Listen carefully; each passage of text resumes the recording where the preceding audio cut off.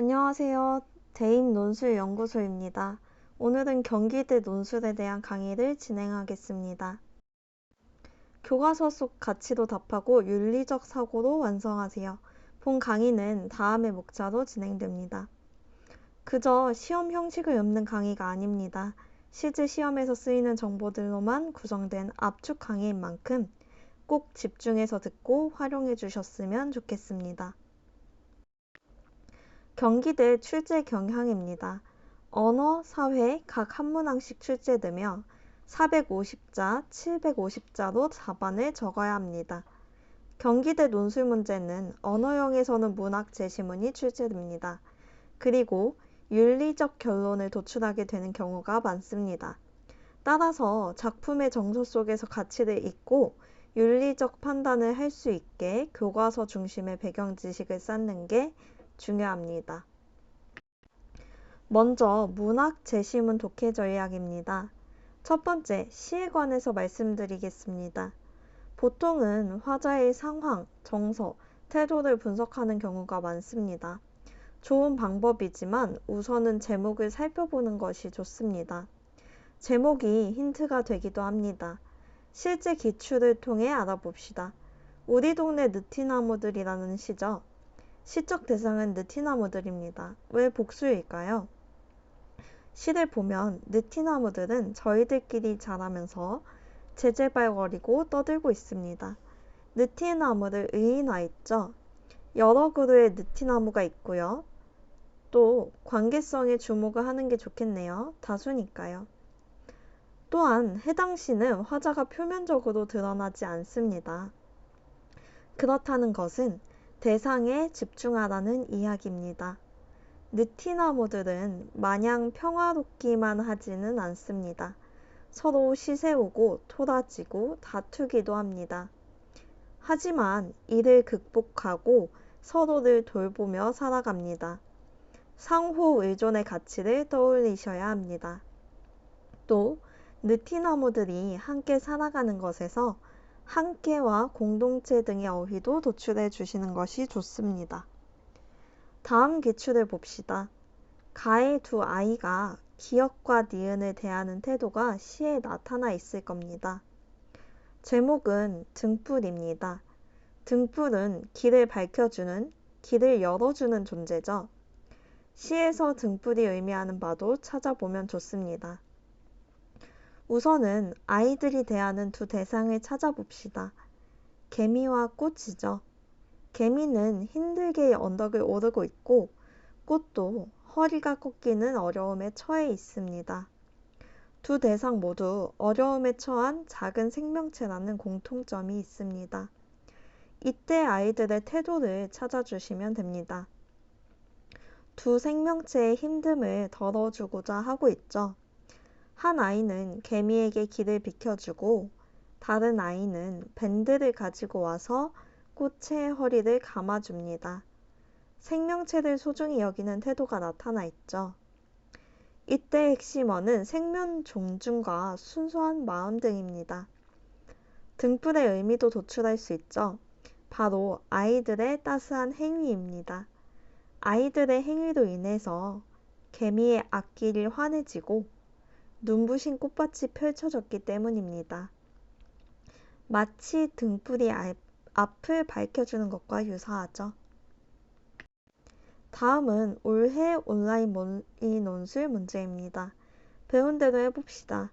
먼저 논제를 읽어봅니다. 가에 밑줄 친 불빛을 의미하는 바를 설명하고 라고 되어 있습니다. 다음으로 제목을 체크합니다. 산속에서죠. 산속에서 만나는 불빛은 반가운 존재일 겁니다. 그리고 희망이자 나아갈 수 있게 해주는 존재일 겁니다. 시에서 확인해 봅시다. 불빛의 따뜻함, 어둠 속에 맞잡을 손, 큰 힘으로 어깨를 감싸주는 존재, 나그네를 계속 걸어갈 수 있게 해주는 존재가 바로 불빛입니다. 여기서 희망, 힘, 포용, 연대라는 핵심어를 도출해 주시면 됩니다. 다음은 서사, 극, 교술입니다. 참고도 서사는 소설, 극은 희곡과 시나리오, 교술은 수필을 의미합니다. 논제에서 힌트를 얻고 앞 제시문과 연관지어 생각해 주시면 됩니다.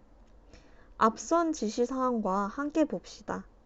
가에 밑줄 친 불빛이 의미하는 바를 설명하고 이것이 나에서 어떻게 형상화되고 있는지 서술하라고 되어 있습니다. 다소 생략됐지만 내용을 함께 봅시다.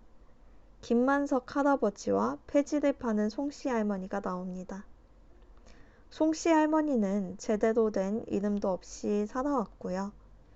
읽어보시면 만석 할아버지가 송씨를 적극적으로 돕는 상황임을 알 수 있습니다. 또 송씨의 공손한 태도도 눈에 띕니다. 진심으로 감사를 표현하고 모두에게 절을 하고 나란 일이라는 표현을 하기도 합니다. 직원들도 나서서 그런 송씨를 돕고 있습니다.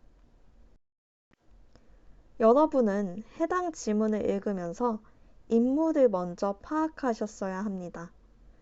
송씨는 앞에서 말했듯 폐지를 실업하는 제대로 된 이름도 없이 살아온 사회적 취약계층이고 김만석 할아버지는 그러한 송씨를 적극적으로 돕는 인물입니다. 주민센터 직원들 또한 송씨를 돕고 있고요. 송씨의 공손한 태도도 드러납니다. 여기서 핵심어는 연대와 포용입니다. 앞 제시문에서 불빛이 의미했던 바와 연관지을 수 있죠.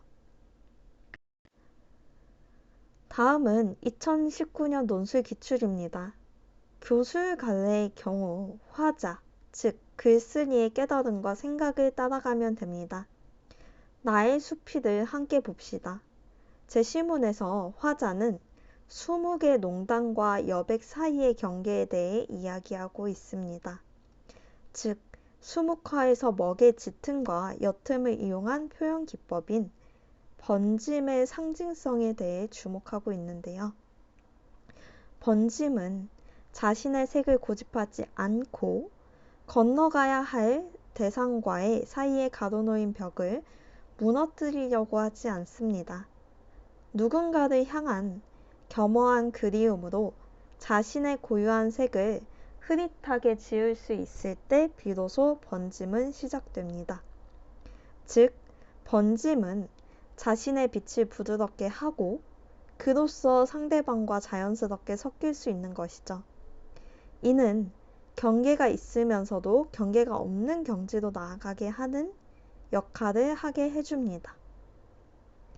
붓은 여백을 메우기 위해 색을 칠하는 동시에 여백을 만들기 위해 색을 지을 줄 아는 데서 향기가 나는 것, 즉 가치가 있음을 알 수 있습니다.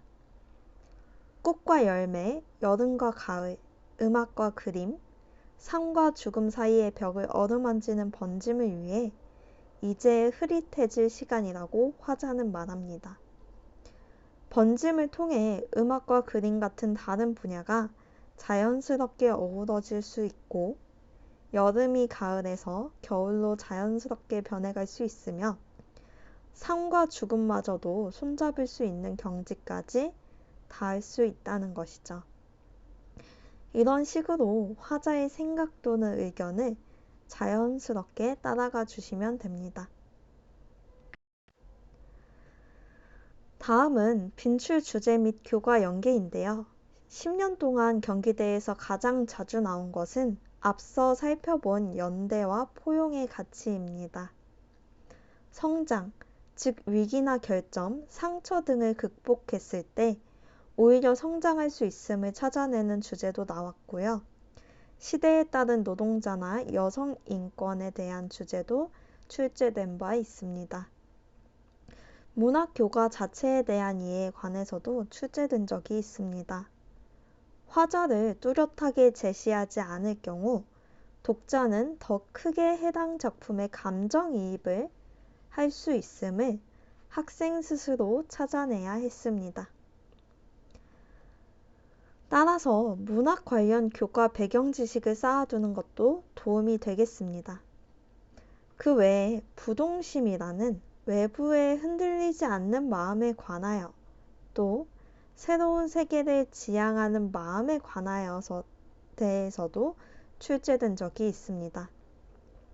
최근 10여 년간 출제되지 않은 것은 현대인의 익명성, 무심함에 관해 비판하는 주제입니다.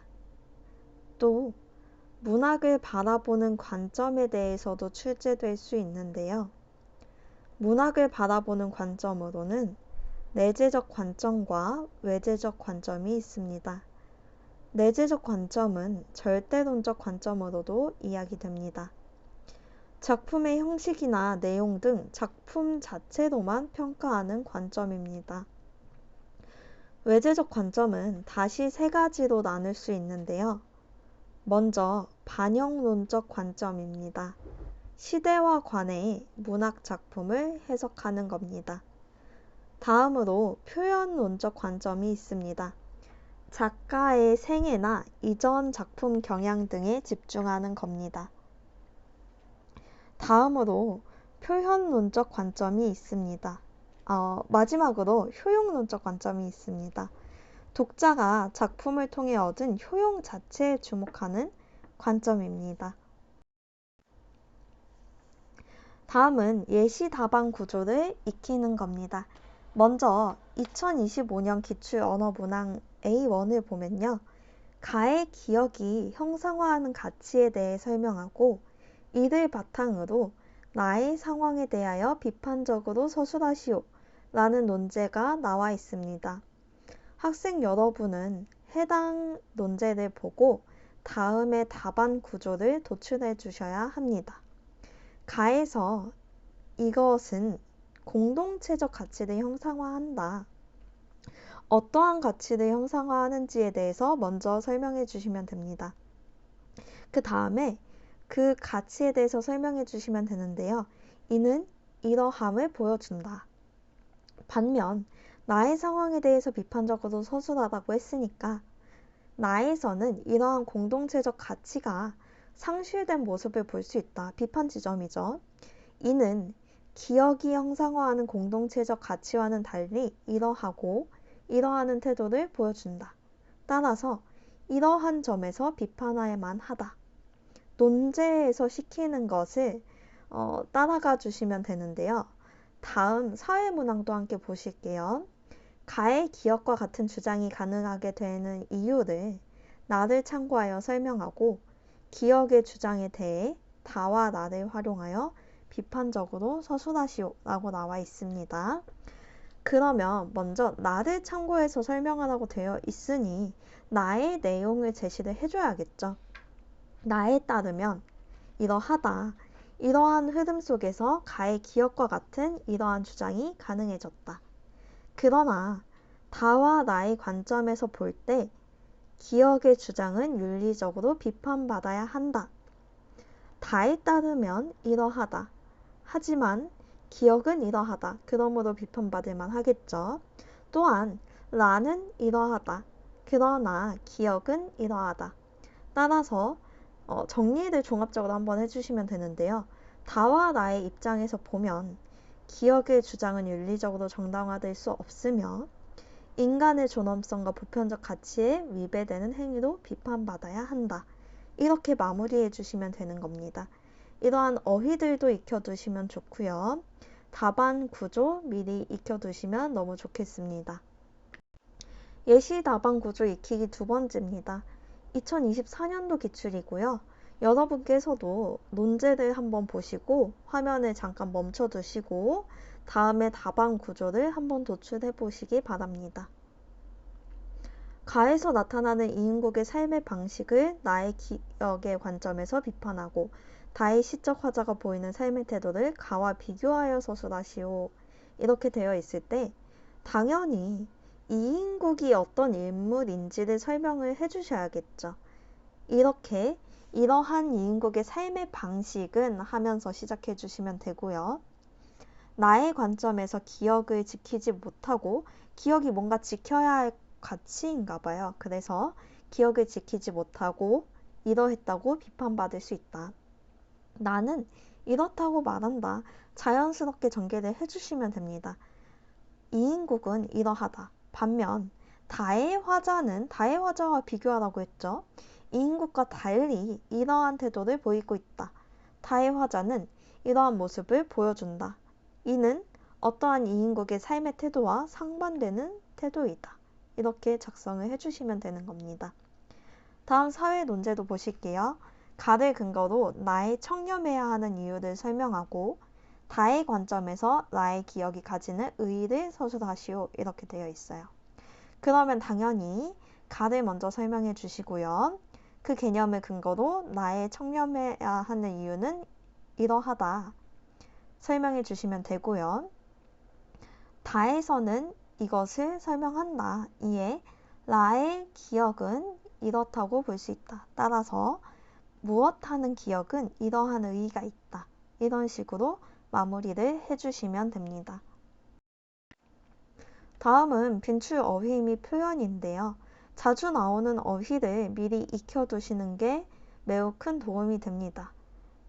그래서 연대, 포용, 따뜻함, 공존, 협력, 함께, 온기, 나눔, 위로, 손길 등의 어휘에 익숙해지시는 게 좋고요. 잠시 화면을 멈춰서 해당 어휘들 챙겨가시는 게 좋겠습니다. 사회 분야에서도 어휘가 중요하고요. 마찬가지로 잠시 화면을 멈추시거나 추후 대입논술연구소 채널을 통해서 PPT 파일 요청해 주시면 되겠습니다. 사회 파트 대비하기인데요. 경기대는 제시문이 짧아서 학생들이 어떤 내용이 중요한지 구분해내는 능력이 중요하고요. 관련 내용을 학술적인 어휘를 사용해서 풀어내는 것을 좋아하기 때문에 교과서 기반의 배경 지식 습득이 매우 중요합니다. 따라서 다음의 지식들을 챙겨가 주시면 좋겠습니다. 시장 실패의 경우 논술에서 굉장히 자주 나오는 개념인데요. 시장은 가격을 통해 자원을 배분하지만 항상 효율적인 것은 아닙니다. 외부 효과, 공공재, 정보 비대칭, 독점 등으로 인해서 사회 전체의 이익이 줄어드는 상황을 시장 실패라고 하고요. 쭉 설명이 나와 있죠. 외부 효과는 개인의 행위가 제3자에게 영향을 미치는 현상으로, 부정적 외부 효과는 오염과 같이 피해를 주고, 긍정적 외부 효과는 예방접종처럼 사회 전체에 이익을 줍니다. 공공재는 비배제성과 비경합성을 지녀서 시장이 충분히 공급하지 못하는데요. 정보 비대칭은 한쪽이 더 많은 정보를 가져서 거래의 불공정이 발생하는 현상입니다. 정부는 세금, 보조금, 규제, 정보 공개 등을 통해서 시장 실패를 규정하는 역할을 하게 되는데요. 정부 실패도 있습니다. 시장 실패를 해결하려는 정부의 개입이 오히려 비효율을 낳는 경우가 바로 정부 실패입니다. 관료제적 비효율, 정치적 이해관계, 과잉 규제, 규제 포획 등이 주요 원인인데요. 해당 개념의 세세한 부분에 대해서 궁금하시다면 마찬가지로 대입논술연구소 통해서 문의 주시면 되고요. 여러분들께서는 이러한 개념들 따로 교과서나 수능 특강 통해서 공부하실 시간이 많이 없을 거니까 잠시 마찬가지로 화면을 멈추고 비배제성, 경합성, 공공재와 공유자원, 공유지의 비극 등까지 챙겨가시면 좋겠습니다. 죄수의 딜레마, 역선택과 도덕적 해이, 기회비용과 거버넌스 신뢰 등도 굉장히 논술에서 자주 나오는 개념들이고요. 효율성과 형평, 그리고 윤리적인 측면에서 굉장히 자주 나오는 4가지 사상들인데요. 칸트의 의문론이 있고요. 벤당과 밀의 공리주의 혹은 결과론적 윤리설이 있습니다. 그리고 책임윤리, 담론윤리가 있고요. 롤스의 정의론과 노직의 정의론 또한 매우 자주 나오는 편입니다. 마찬가지로 의무론과 결과론을 좋아하라고 할 수 있고요. 정의의 균형에 대해서도 이야기가 나올 수 있습니다. 공공성과 책임에 대한 논의가 이루어질 수 있고요. 결론적으로 모든 것들이 잘 조화되어야 한다. 이런 내용이 나올 수도 있으니까요. 여러분들께서는 해당 배경 지식들 잘 챙겨가시길 바라겠습니다. 이번 시간 압축적으로 경기대 논술 파해법 구성해 보았는데요. 많은 도움 되셨기를 바라겠습니다. 감사합니다.